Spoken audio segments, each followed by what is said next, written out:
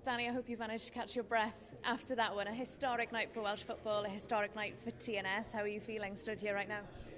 Yeah, a bit disappointed. I think we worked very hard all game, and you can see two goals so close together, a little bit of scrappy. But very proud of the lads. It was a massive shift and just shows our togetherness as a team. And as I said, we're very proud and can take a lot from that. And the fact, actually, you've just said the words, we're disappointed that we've lost to Fiorentina, that just says it all, doesn't it?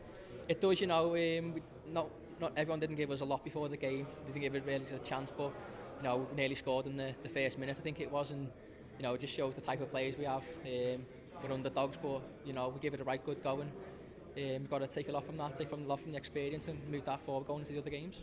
Yeah, it's a good point. A couple of chances for TNS, but Danny, defensively, just how much of a shift was that, considering I believe it was around the hour mark, they'd only had around 2 shots on target. It was quite the shift from you. It was, yeah. We limited them to a lot of chances. I think they hit the post in the first half, I think it was, and that's all they had really. They haven't carved us open a lot. We forced them wide and made them cross, and we defended it really well. For you personally, to lead your team out at such an iconic stadium, what was that like?